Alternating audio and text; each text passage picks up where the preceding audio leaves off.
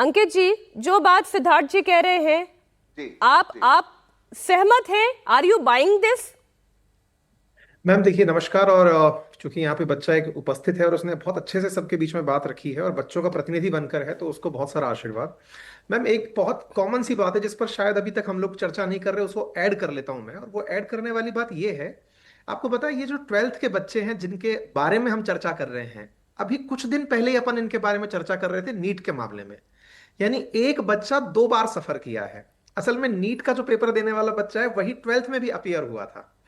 जिसके बारे में पेपर लीक होने की बात आई मैम, उसके साथ 12th में भी ब्रीच हुआ।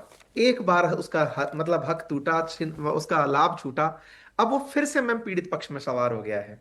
आप बताइए कि कैसे उसका विश्वास बहाल करेंगे वायुसेना के हवाई जहाज से?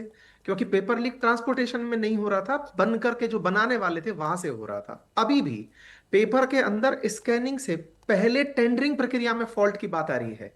इंटेंट जो था वो ये था कि पेपर को बहुत अच्छे से स्कैन करके दिलाया जाएगा। बहुत अच्छा आइडिया था, टीचर्स ने स्वागत किया था। मार्किंग बहुत अच्छी होगी, सबने स्वागत किया था कि भाई इसमें बहुत ही फेयर तरीके से ग्रेडिंग होगी। बहुत अच्छी बात थी, इसमें कोई सवाल नहीं उठा था।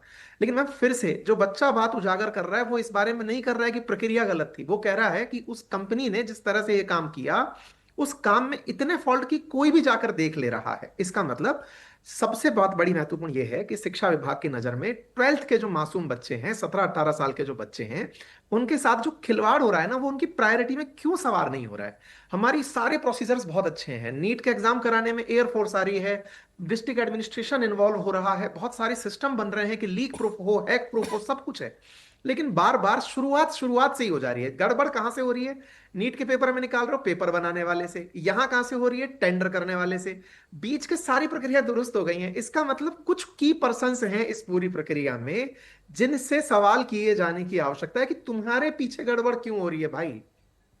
बाकी तो सब सही चल रहा है ना। ये बच्चा भी जो बात उठा रहा है, या फिर जिसने भी अभी बात करी कि हमारा पेपर वहां से जाकर के स्कैन में से कॉपी निकाल के लाई जा सकती हैं। आप देखिए, एथिकल की बात करी हमारे अभी प्रवक्ता साहब ने, यहाँ पर बहुत अच्छी बात करी कि एथिकल के लिए धन्यवाद कि उसने एथिकल काम किया, इसीलिए हम सुन पा रहे हैं। बहुत अच्छी बात। लेकिन यहाँ पर जो सार्थक ने बात उठाई या आपने बात उठाई कि अगर ये एथिकल अनएथिकल तरीके से काम करने लग जाता, एथिकल तो चलो आज फुटेज में डिस्कस हो रहा है, इस देश में ना जाने कितने सारे क्राइम ऐसे हैं जो एथिकल तरीके से नहीं हो रहे हैं, उन्हें मीडिया में नहीं आना है।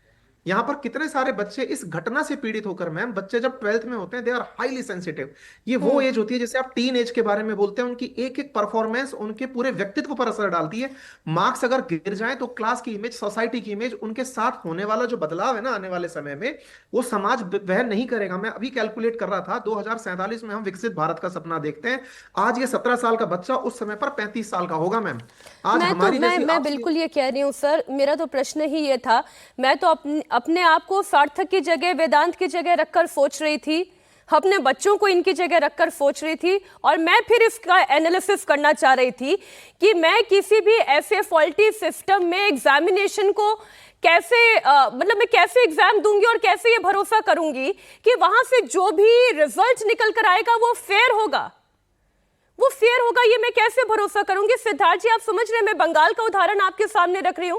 बंगाल में आपने फेयर फ्री इलेक्शन करवाया, तब लोगों का भरोसा जगा कि भाई बीएसएफ खड़ी हो जाएगी, आईटीबीपी खड़ी हो जाएगी, गृह मंत्री जाकर खड़े हो जाएंगे तो चुनाव निष्पक्ष होगा।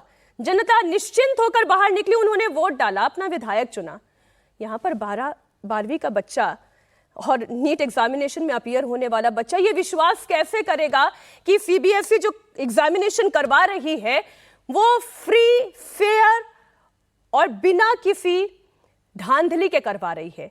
ये एक ट्रांसपेरेंट सिस्टम है, ये कैसे विश्वास पैदा होगा छात्रों में? देखिए मीनाक्षी जी, हम लोग लगातार इस पर चर्चा भी कर रहे हैं, सरकार के प्रतिनिधि एंगेज भी कर रहे हैं, सीबीएसई प्रोएक्टिवली जानकारी भी दे रही है। नीट और सीबीएसई के ओएसएम की तुलना मुझे नहीं लगता कि इस समय पे करी जानी चाहिए। एक चीज से जो हमको बचना चाहिए, जितने लोग यहाँ छात्रों के लिए कंसर्न्स दिखा रहे हैं, मैं उनसे सहमति जताते हुए मैं आग्रह भी ये करूंगा कि उन कंसर्न्स को हमें चरितार्थ करना चाहिए। किसी प्रकार की भ्रांति को नहीं फैलाना चाहिए, किसी प्रकार की भ्रांति को नहीं फैलाना चाहिए।